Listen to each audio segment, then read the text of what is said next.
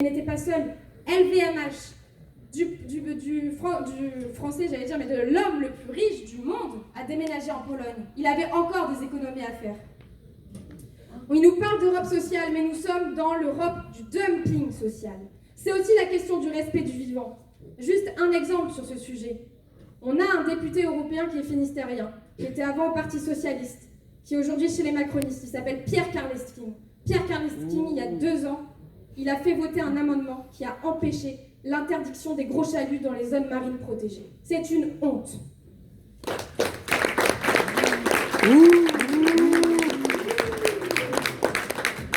La deuxième raison pour laquelle nous sommes les seuls à traiter de la question sociale et de l'écologie, c'est que ce pourquoi les riches sont coupables de la situation et qu'ils sont hyper polluants, c'est que juste les riches sont hyper polluants par leur commerce écocide ou anti-écologique, par leur loisir écocide ou anti-écologique, par leur surconsommation qui est elle aussi anti-écologique.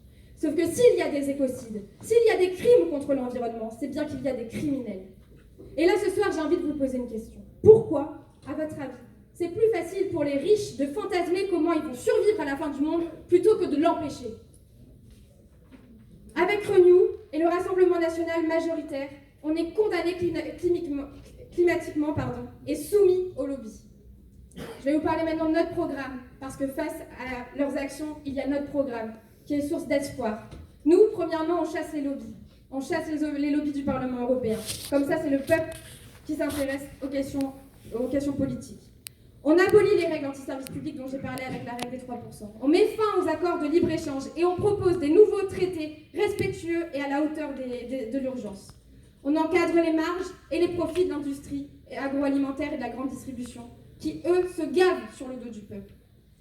Et une mesure que j'affectionne particulièrement, on met en place un tribunal international de la justice climatique, avec la création d'un crime international d'écocide, c'est-à-dire une atteinte grave à l'environnement.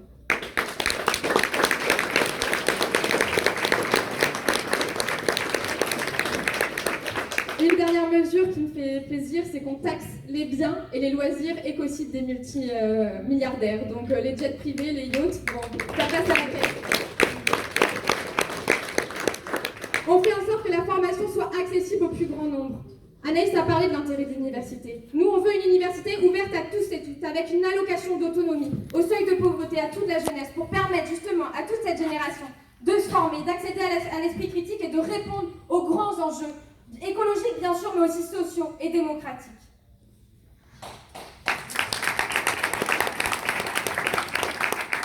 Pour conclure et laisser la place aux 2 orateurs, après moi, je voulais rappeler qu'en 2019, à l'époque où se passaient les dernières européennes, il y avait un grand moment dans le pays et dans le monde, c'était Youth for Climate. C'était les jeunes qui investissaient la rue et qui militaient pour une justice climatique. À ce moment-là, bien qu'aujourd'hui les jeunes soient encore le public en classe d'âge qui vote le moins, la participation des jeunes a augmenté. Et a été pour beaucoup sur Europe Écologie Les Verts. Aujourd'hui, je suis certaine que ça ne se passera pas. Ça ne se passera pas parce que nous sommes le seul programme de rupture avec les institutions vendues du capitalisme. Et les jeunes savent que la France insoumise a toujours été à leur côté pour parler justice sociale, justice climatique et que nous sommes justement les seuls congruents. C'est-à-dire qu'on met en acte ce qu'on pense et ce qu'on dit.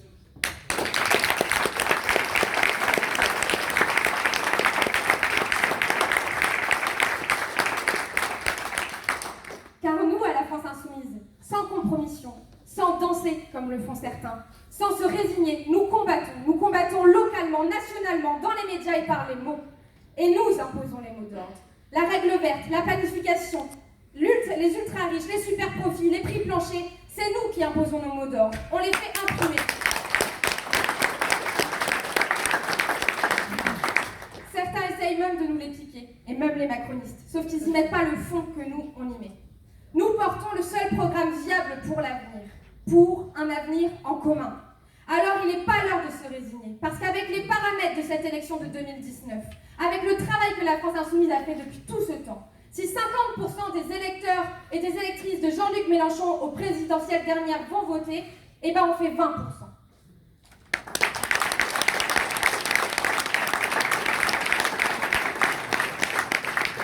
Alors mes chers amis, mes chers camarades, je vais vous demander jusqu'au 9 juin d'aller faire du porte-à-porte, d'aller faire des marchés, de discuter avec tous ceux qui tournent autour de vous, d'aller parler à vos proches, vos voisins, vos collègues. Il faut convaincre, faire des procurations pour ceux qui ne seront pas là à cette période. C'est important, parce qu'il est temps que le peuple s'en mêle. Parce que face à leur compromission aux plus riches, face à la montée du fascisme, nous sommes la seule force progressive, avec le collectif et le travail d'union populaire comme on a fait pour nous. Il est temps de changer les règles et il est grand temps, le 9 juin, que l'après-Macron commence. Je vous remercie.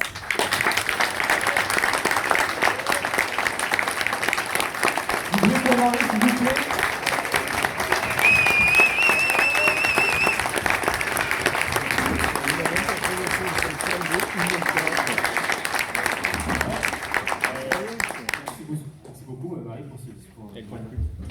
Beaucoup d'informations. Je pense que ça a été sur tous les sujets. Là, on a pris un masterclass.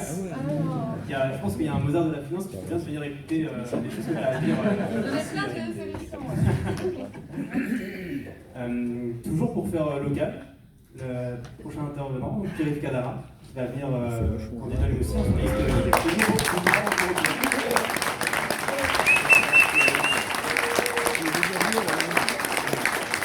Merci Mali. Il fallait qu'on l'attendît. Il fallait qu'on l'espérât. Il fallait peut-être que nous organisâmes cette réunion ce soir pour qu'enfin arrivât le printemps. Cet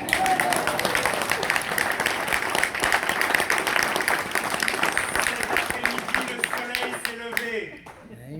Et ce que nous faisons ce soir, le sens de l'événement, le sens de notre rassemblement politique, est de dire, ici et ensuite, lorsque vous irez, les uns rencontreront votre famille, les autres, vos amis, enfin vos voisins, de dire à chaque fois, oui, l'élection européenne du 9 juin compte, ta voix compte, vas-y le 9 juin, va voter.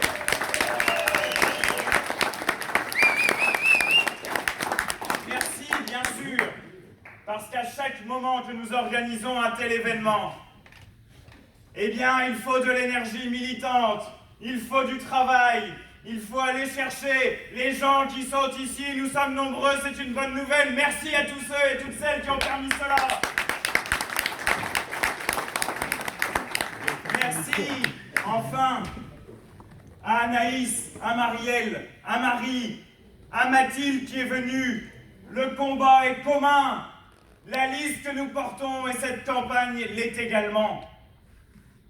Et je veux que nous nous arrêtions un instant sur ce sujet, car nous savons que la bataille est collective. Nous savons que cette campagne dépend de chacun d'entre nous, non seulement sur la liste, non seulement à l'Assemblée nationale, non seulement dans les médias, mais chacune et chacun d'entre nous, ici et ailleurs. Telle est la beauté de la démocratie. Telle est la beauté de ces moments de délibération où chacun, chacune, dans ces instants précis, le 9 juin prochain, chacun, chacune, allant à l'isoloir, a la conscience et sait que sa voix vaut celle de Bernard Arnault, qu'elle vaut celle de Vincent Bolloré, et que nous pouvons affirmer une chose, la souveraineté du peuple dans notre pays.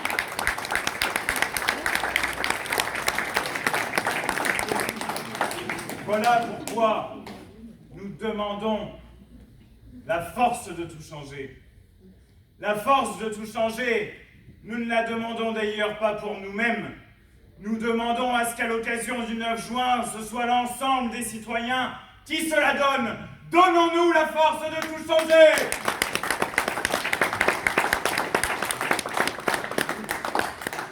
Jamais, à l'occasion de cette élection européenne et de cette campagne, jamais je ne commencerai un meeting ou une réunion publique. Parce qu'Anaïs m'a dit qu'il y avait des subtilités entre les deux. Mais là, on est assez nombreux pour un meeting, on va dire c'est le meeting de Brest, allez! Jamais je ne commencerai un tel événement de campagne sans dire clairement qu'il faut porter à l'occasion de cette élection la voix de la paix. La paix, c'est si important. si essentiel. Et je veux vous dire quelque chose ce soir. N'ayez jamais honte d'être du camp de la paix. N'ayez jamais honte. Ne laissez jamais tomber sur vous l'opprobre, les accusations, les salissures que parfois les médias font tomber sur celles et ceux qui défendent la paix. Jamais ne laissez faire cela, car vous le savez, tout comme moi, la paix est une aspiration majoritaire dans le peuple français et pour tous les peuples du monde.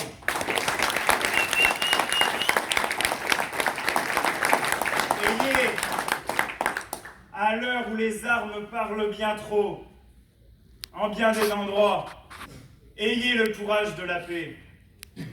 Notre rue principale ici à Brest, c'est la rue Jean Jaurès. Eh bien, conscient du courage qu'il a fallu, notamment à Mathilde ici présente, pour tenir depuis octobre un discours de paix, eh bien, conscient de cela, je dis, elle, nous, les autres, nous marchons dans les pas du grand Jaurès et nous le revendiquons fièrement.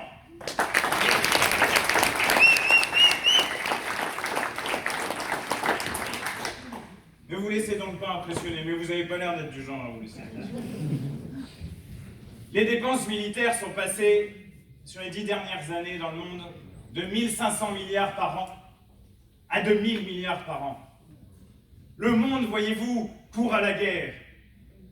Et dans cette ambiance, entendre des va-t-en-guerre se pavaner dans les médias est proprement insupportable. Lorsque Raphaël Glucksmann dit que la Russie livre une guerre totale et qu'il faut nous porter à la hauteur de cette guerre totale, se rend-il seulement compte de ce que cela implique? Car vous allez voir fleurir, et vous avez déjà vu fleurir, des analogies et des comparaisons absurdes, disant oui, si nous n'allons pas à la guerre, si nous n'allons pas, comme dit Macron, envoyer des mecs à Odessa. Dites-vous bien, le génie géopolitique qui nous gouverne. On ne joue pas au Playmobil, monsieur Macron. On essaye de construire les conditions de la paix, bon sang. Eh bien, ces comparaisons n'ont pas de sens pour une bonne raison. Le contexte stratégique a complètement changé à partir d'Hiroshima et de Nagasaki. C'est-à-dire que le contexte stratégique international est tout à fait différent du fait que plusieurs puissances détiennent désormais la puissance nucléaire. Et nous le savons bien à Brest.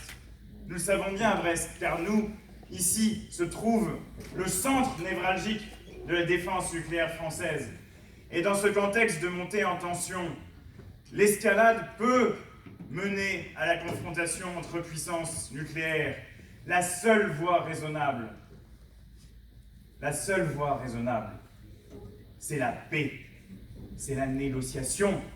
Et je ne vais pas vous apprendre une nouvelle en disant qu'on ne fait pas la paix avec autre chose que ses adversaires et ses ennemis. Ainsi fonctionne la paix. Et lorsqu'il faut sortir de la guerre, oui, il faut négocier. Ne vous laissez jamais impressionner par ceux qui disent « Ah, mais si vous allez négocier, mais c'est l'horreur, on ne peut pas négocier avec telle ou telle personne. Et alors, on continue la guerre sans fin. » Nous le disons clairement, non, non à la guerre sans fin, non à cette spirale terrible de laquelle nous voulons sortir. Et pour parler de la paix également, il y a quelque chose qui n'est même plus de l'ordre d'une guerre qui se passe au Proche-Orient. C'est un massacre. C'est un massacre. 13 800 enfants sont morts à Gaza ces derniers mois. En 4 mois, davantage d'enfants tués qu'en 4 ans dans l'ensemble des conflits internationaux. Vous rendez-vous compte seulement de l'horreur absolue que constitue ce moment. Barbara, grande chanteuse française, a vécu son enfance étant juive, pourchassée par les nazis. Et voici ce qu'elle écrivait, Barbara. Et je pense que ces paroles peuvent résonner fortement aujourd'hui. Elle disait « Un enfant qui pleure, qu'il soit de n'importe où, est un enfant qui pleure. Car un enfant qui meurt au bout de vos fusils est un enfant qui meurt. Que c'est abominable d'avoir pour ennemi les rires de l'enfance. Pensez à ces rires étouffés, pensez à ces familles décimées, pensez à ces espoirs tenaces qui ne sont plus. Et alors, comprenant l'urgence de la situation, comprenez pourquoi nous parlons clairement avec la Cour internationale de justice du risque de crimes de génocide à Gaza. Il y a un risque, et cette catégorie internationale en droit a été créée précisément pour le conjurer. Alors oui, cessez le feu immédiat à Gaza, nous parlons le même langage que les Nations Unies, nous parlons le langage que depuis le premier jour nous avons parlé. La paix pour les enfants, la paix pour les femmes, tout qu'il soit, la paix pour l'humanité enfin. Quel sens cela aurait-il d'être du camp de l'émancipation, de l'humanisme, si nous ne portions pas à ce moment cette parole si nécessaire? Je suis fier que notre liste compte en 7e position Rima Hassan, spécialiste de droit international. Elle saura, grâce à vos votes le 9 juin prochain, faire entendre et porter la voix de la paix en Europe et dans le monde. Car l'Union européenne, vous savez, dans les manuels, vous avez entendu comme moi, l'Union européenne, c'est la paix. Où, aujourd'hui, où l'Union européenne agit-elle pour la paix? Elle n'est à la hauteur ni des événements, ni de sa responsabilité. Et il faut en prendre toute la mesure, car ce sont 142 pays qui aujourd'hui reconnaissent l'État palestinien. 142 pays. Et l'Union européenne ne la reconnaît pas. Et seuls 4 États européens en ont pris l'engagement. L'Espagne, Malte, la Slovénie et l'Irlande. L'Irlande qui s'y connaît effectivement en matière de conflit colonial. Il n'y aura pas d'autre solution à ce conflit qu'une solution politique. Et cette solution politique passe par une chose, la solution à 2 États, celle que l'ONU réclame depuis des décennies. Alors oui, nous allons nous engager pour cela. Parce que l'autre jour, j'ai été assez surpris, j'ai participé à un petit débat. Alors voilà, il y a des représentants de certaines listes. Et alors, consensus général de la droite diverses variantes, n'est-ce pas?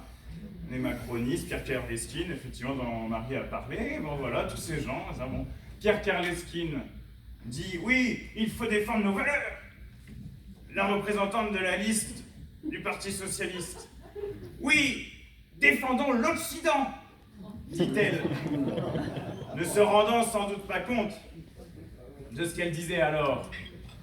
Car enfin, quelles sont ces valeurs? S'il s'agit des droits humains, où est l'Europe dans le conflit au Proche-Orient? S'il s'agit d'autre chose encore, qu'ils le disent au moins. Mais non, ils disent ce sont les valeurs. Eh bien, puisqu'ils prétendent s'inscrire dans l'histoire européenne, je vais leur dire à ces gens, il y a un magnifique texte d'un philosophe allemand qui s'appelle Immanuel Kant. Et ce texte s'appelle, écrit en 1795, au moment de la Grande Révolution française d'ailleurs, il s'appelle « Vers la paix perpétuelle ». Vers la paix perpétuelle. Il est assis sur une perspective universaliste.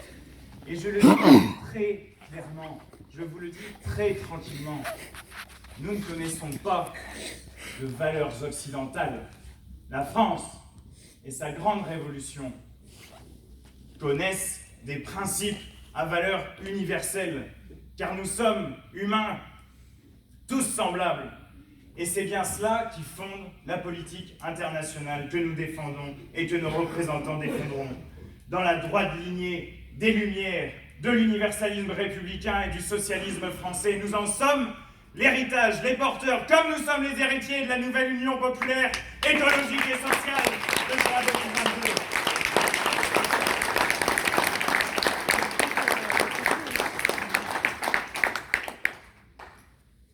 Et lorsqu'on est pour la paix, eh bien, on est également pour la démocratie en Europe et en France.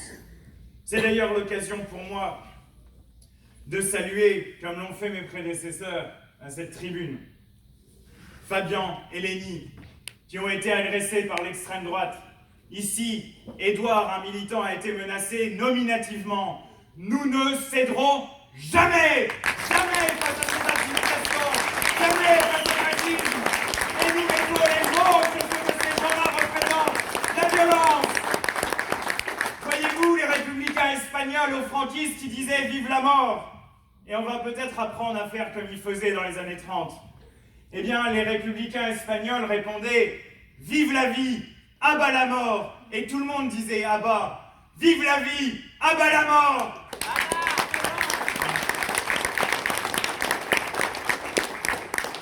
Défendre la démocratie en Europe et en France, c'est aussi rappeler que les Français se sont opposés, avec 55%, au traité constitutionnel européen en 2005, que ce traité instituait le principe de concurrence libre et non faussée.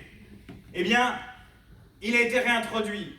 En photo, vous retrouverez la couverture Paris Match, Hollande et Sarkozy. Hollande qui soutient Luxman. Je dis ça, vous en pensez ce que vous voulez. 2012, Hollande dit « Je vais renégocier les traités, etc. » Les règles budgétaires avaient notamment le principe d'un contrôle a priori du budget. Principe qui nous fait un peu mal, comme porteur et héritier de la Révolution française, puisque le budget et le contrôle populaire sur le budget est un grand acquis de la Révolution française. Eh bien, il n'a rien renégocié du tout. Et Jean-Claude Juncker, en 2015, écrasant le peuple grec, qui avait voté pour qu'il y ait une autre politique que celle imposée par la Commission européenne, Juncker disait « Il n'y a pas de démocratie en dehors des traités européens ». Le 9 juin prochain, dites-leur à ces gens qui continuent à penser comme ça, qui méprisent les citoyens, le peuple et la démocratie, dites-leur « Il n'y a pas de démocratie en dehors de la souveraineté et de la volonté du peuple ».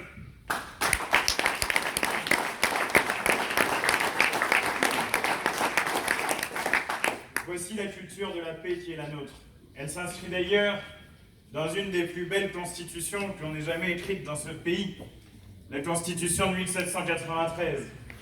Cette Constitution disait dans son premier article « Le but de la société est le bonheur commun ». Comme les libéraux et les capitalistes nous emmènent loin de ces rivages, car les démocraties doivent également vivre et étirent leur sève des droits sociaux. Ce qui est l'occasion pour moi de vous dire le 9 juin, lorsque vous mettrez un bulletin dans l'urne, ou alors à Brest, vous appuierez sur un bouton, eh bien, vous pourrez dire « Vive la République sociale, vive l'Union populaire, vive la France insoumise !»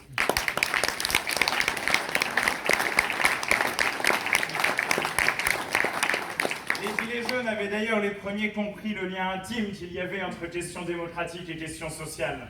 Ils avaient dit qu'il faut un référendum d'initiative citoyenne. Eh bien, nous voulons également le porter au niveau européen. Nous le porterons à tous les niveaux où il est nécessaire. Beaucoup, enfin, se jouent en juin. Vous l'avez compris. C'est la condition de l'alternative. Nous ne pouvons pas abandonner le pays à Macron, à la finance, ou à Le Pen et ses sbires racistes. D'ailleurs, parfois, on se demande si les banquiers qui gouvernent ne sont pas également racistes, et si les racistes aux côtés de Le Pen ne sont, et ça on en est certain, pas les meilleurs serviteurs de la finance. Eh bien non, il y a une autre alternative, c'est l'alternative populaire, celle de l'Union populaire, celle où, attachés à la solidarité et à la République sociale, nous nous demandons, les uns les autres, de se donner la force de tout changer.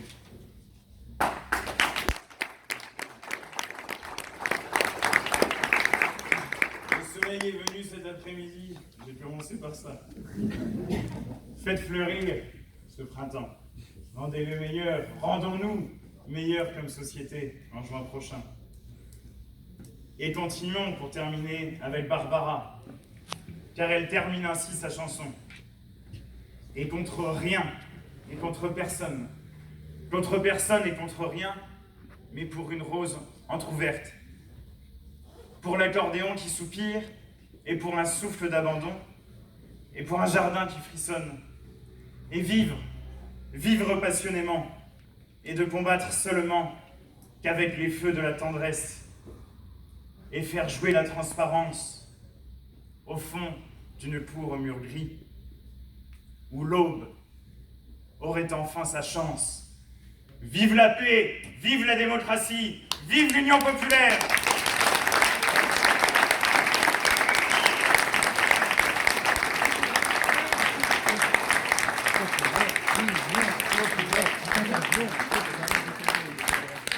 Je ne peux résister au plaisir de dire à Mathilde Panot tout l'honneur que c'est pour nous, et je laisse Malik te présenter, mais tout l'honneur que c'est pour nous de t'avoir vu te battre si bellement, si fièrement, et de t'avoir ce soir parmi nous.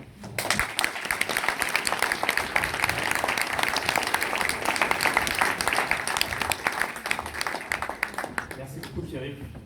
Un exemple de voix au micro qui porte bien. Je prends note là clairement parce que j'ai des étapes comme ça. Je vais introduire, même si je pense que beaucoup la connaissent, dernière intervenante, Mathilde Panot, du coup, présidente du groupe La France Insoumise à l'Assemblée nationale.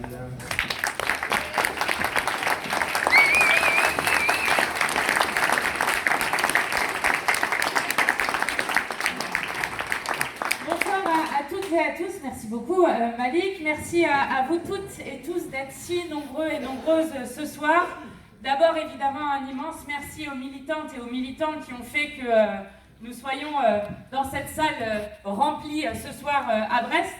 Et puis dire l'immense honneur que c'est d'être à cette table avec les candidats et candidates de l'Union populaire. Alors je commencerai par la fin des intervenants pour revenir vers le début. Pierre-Yves Cadalin, dont j'ai eu le grand honneur qu'il soit mon colocataire pendant plusieurs années et qui est surtout un de mes camarades de lutte qui s'est beaucoup battu sur la question de la 6e République et du pouvoir au peuple. Merci Malik. Marie Messner qui a été une brillante syndicaliste étudiante et qui continue à se battre notamment sur les questions de justice sociale. Et puis Anaïs Benouassa-Chérifi qui est là pour vous annoncer une immense bonne nouvelle sur le local à Brest, et j'en suis moi-même ravie comme députée référente du Finistère. Et bien sûr Marielle Lemaître qui est aussi ici, que j'ai le plaisir du coup de connaître et dont je suis heureuse de mener les combats avec elle. Alors si nous sommes aussi nombreux et nombreuses ce soir, c'est parce que nous avons toutes et tous la conscience que l'enjeu du 9 juin dépasse les élections européennes. Évidemment, nous sommes dans le cadre d'une élection européenne. Et si nous sollicitons les suffrages de nos concitoyens et concitoyennes, c'est d'abord et avant tout pour dire que oui, nous avons besoin de députés, d'eurodéputés insoumis de combat. Et contrairement à d'autres, c'est plus facile pour nous parce que nous n'avons pas à nous cacher du bilan de nos eurodéputés. Et nous sommes très fiers que, par exemple, Manon Aubry, qui est non seulement la plus jeune coprésidente du groupe de la gauche européenne, donc d'un groupe parlementaire au Parlement européen, ait par exemple arraché une victoire historique sur le devoir de vigilance des multinationales, c'est-à-dire mettre fin à l'impunité des multinationales sur les violations des droits humains et sur les atteintes à l'environnement. C'est par exemple une entreprise qui ici produirait quelque chose et qui par sous-traitance ferait que elle emploierait des enfants, par exemple, alors que le travail des enfants est ici interdit. Eh bien, grâce à ce qu'a fait voter Manon Aubry, maintenant, cette multinationale pourra être tenue responsable des violations des droits humains et des violations sur l'environnement. Même si on parle du bilan, nous sommes fiers que Younous Omarjee, deuxième de liste, qui est eurodéputé qui vient de La Réunion, soit celui qui ait fait reconnaître pour la première fois l'esclavage comme crime contre l'humanité au Parlement européen. Nous sommes fiers que ce soit Laïla Chebbi qui ait fait adopter avec une immense et longue bataille la directive de présomption de salariés pour les travailleurs des plateformes, c'est-à-dire le fait que les travailleurs des plateformes, notamment les travailleurs ubérisés, aient le droit au même droit que l'ensemble des travailleurs dans ce pays.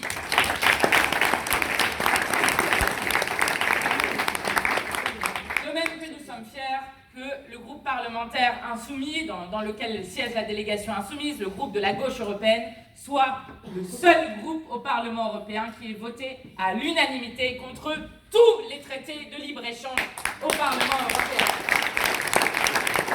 Et puis, si vous voulez savoir à quoi servent des députés de combat, vous n'avez qu'à voir ce qui s'est passé aujourd'hui. Parce qu'aujourd'hui a été votée une réforme du marché de l'électricité. Que dit cette réforme? C'est une catastrophe absolue puisque elle met fin à la possibilité pour les pays de mettre des tarifs réglementés, c'est-à-dire des tarifs bloqués, pour notamment les familles et les très petites entreprises. Et elle met fin à la possibilité de taxer les super-profits des énergéticiens. Donc c'est en fait laisser libre cours au marché, et on sait bien à quoi mène le marché. À chaque fois, le marché mène au chaos et à voler encore plus les gens. Ça ne leur a pas suffi qu'il y ait déjà plus 50% d'augmentation du prix de l'électricité en 2 ans. Ça ne leur a pas suffi. Eh bien, vous pourrez aller dire à vos boulangers, à vos commerçants de petites et moyennes entreprises, que cette réforme du marché de l'électricité est passée notamment grâce à Madame Valérie Ayer, tête de liste Renaissance, qui a voté pour cette réforme du marché de l'électricité. Grâce à Monsieur François-Xavier Bellamy, tête de liste LR, qui a voté pour cette réforme du marché de l'électricité.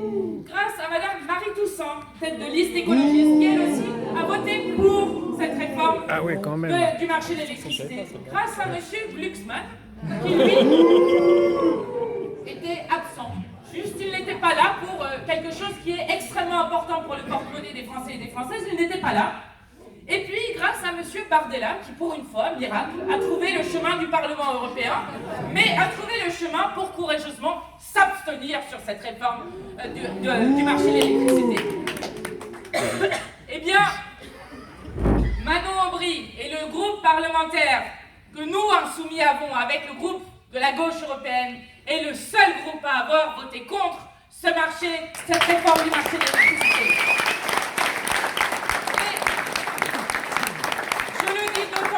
Il n'y a aucune fatalité au prix de l'énergie que nous payons. Il n'y a aucune fatalité à la vie chère que nous vivons. Et nous, au pouvoir, nous bloquerons les prix, nous remettrons les tarifs réglementés pour toutes et tous, nous taxerons les énergéticiens qui se sont fait des profits incroyables pendant que tout le monde souffrait, et nous ferons en sorte que la quantité, les premières quantités indispensables à la vie digne pour l'énergie soient gratuites.